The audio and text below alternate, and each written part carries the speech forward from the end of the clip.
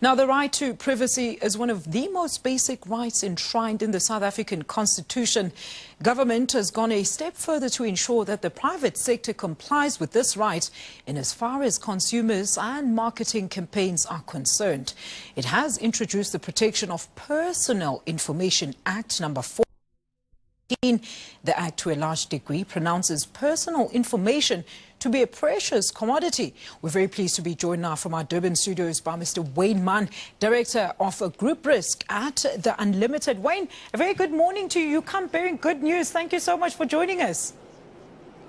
Good morning, Alicia. Thank you very much for having me. Wayne, in the simplest terms, I mean, I'm sure a lot of people are fascinated by this thing. The right to privacy is now going a step further and it's getting its own bill. What is POPI?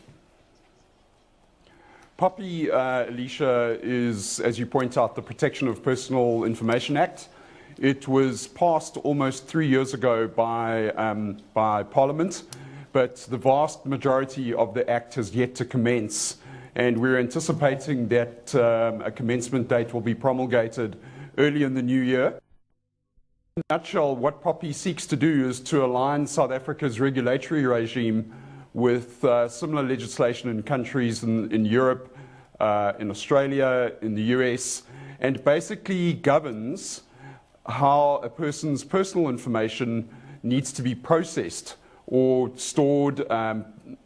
Processed is given a very wide definition in the Act and seeks to ensure that your information, that my information, is securely processed. We saw a big uproar with the Personal Protection of Information Bill there, Wayne. But why has it caused so much uproar then in the business landscape? Alicia, from the Unlimited's perspective, we are a direct marketing business. We market primarily financial services products to the underserved segment of the market. And our concern with respect to POPI is that it will constrain the ability for small businesses in particular to market their products cost effectively. We support POPI insofar as it talks to the secure processing of personal information. In the 21st century, obviously, cybercrime is a massive issue. And to that extent, we believe that POPI will have a very, very positive effect on South African businesses. We certainly have been analysing our processes very intensely, and we have made improvements where necessary. However, what POPI is going to... Sorry, Alicia. Yes, go ahead, Wayne, go ahead. Sorry, so what POPI is going to do, however, is to outlaw electronic marketing, which is marketing via, for example, SMS, email, faxing, unless a customer has opted in. Now, you can imagine a small business out there that emails its monthly specials to a 10,000 strong database, and the revenue generated from that marketing activity is sufficient to sustain that business, which potentially employs 3, 4, maybe 5 people. But once POPI comes into effect, that cost-effective form of marketing is unfortunately going to be outlawed. And within the current economic climate, we don't believe that any laws which impact on the sustainability of small businesses in particular should be encouraged. And in fact, we believe that those provisions of POPI should be reviewed. Wayne, very interesting indeed. But now, do tell us, to what degree then are consumers aware of this POPI? How much information is currently out there so that even the business owners can actually understand what the bill actually seeks to do? Alicia, we speak to thousands of people every day through both our call centres and our face-to-face marketing channel. And certainly there's a growing awareness of the fact that POPI exists.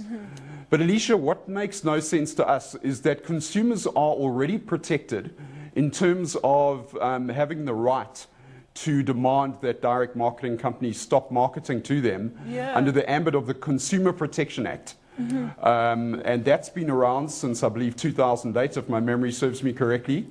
So why then the need to introduce these additional protections into an economy that is in desperate need of stimulation? small businesses, Alicia, have long been heralded by government, by academics, as being a key part of the solution to the massive unemployment crisis that we face. Yeah. And yet they face one of the highest failure rates in the world. Yeah. I believe Minister Davies estimates that the failure rate for small businesses is in the region of 70%. Yeah, in the first 3 And years. therefore our position, correct, and therefore our position is simply that every effort should be made to remove red tape and provide a platform in which small businesses can be successful. But then, Wayne, wouldn't people argue then that, all the small businesses are always complaining about that very same thing that you just mentioned now, the red tape? How is this POPI now going to enforce the regulation and make sure that it's also making the industry more accessible for the young entrepreneurs to easily access? One of the interesting things about POPI, Alicia, is that I believe it's the first piece of legislation in South Africa that is principles-based. Mm-hmm. That means that it doesn't prescribe how us as businessmen have to protect a person's personal information, and whether that's our employees or customers, for example. Yeah. But it tells us, and it talks to the outcome that is expected. But it is up to each individual company, dependent and taking their unique circumstances and their field of, or their industry into account, to determine how they go about doing that. So from that perspective, it is certainly a very progressive piece of legislation. But to the extent that it will constrain even further the ability for small businesses, in particular, like, as I say, to market cost effectively, that's where our major concern is. And within a financial services context, financial services are already incredibly heavily regulated. Yeah. And we are now layering an additional compliance cost into an industry that already we have to comply with 3, 4, 5 different laws. Yeah. And so the compliance costs are escalating. And we have a massive question mark around whether that's the right thing for the country. It's very interesting, Wayne, because you speak about direct marketing. I'm sure those people that use the SMSs, like we just saw with the elections, everybody was very not impressed by the fact that they just received an SMS from a party that they've never registered with. But now, what are the benefits of POPI, particularly for those small businesses? Alicia, that's a great question. I think businesses that are able to demonstrate that they process their customers' information securely will be able to establish trusted, credible brands, which I think in the direct marketing industry in particular, which has a stigma attached to it. As you point out, people don't necessarily appreciate receiving unsolicited SMSs or faxes. Through being responsible with a person's data, it will build trust and credibility.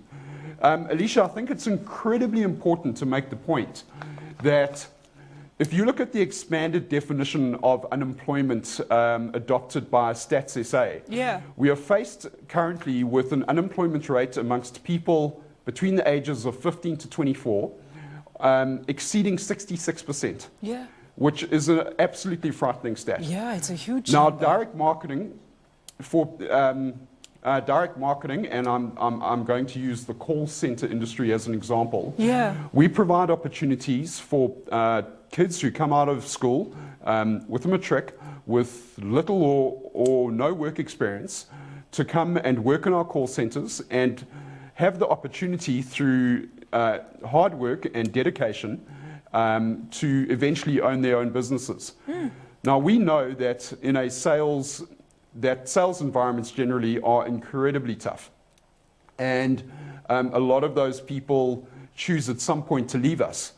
But they leave us with work experience and with life skills, which they can then take on into other areas of the economy. And one thing that we would like to I guess, put out there is that within the context of these people not sitting at home, choosing to come into our call centers to earn a living, to not rely on a social grant, is it really that much of an inconvenience to receive that unsolicited phone call?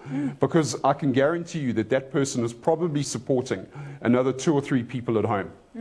Very interesting if you put it like that. Wayne, let's wrap this interview up. I mean, is there general awareness? I know I asked you this in the beginning, but I mean, let's talk about where people can get more information if they want to understand POPI better. Because, I mean, I think it would be a bit confusing. There might be a thin margin between this and the Consumer Protection Act as well.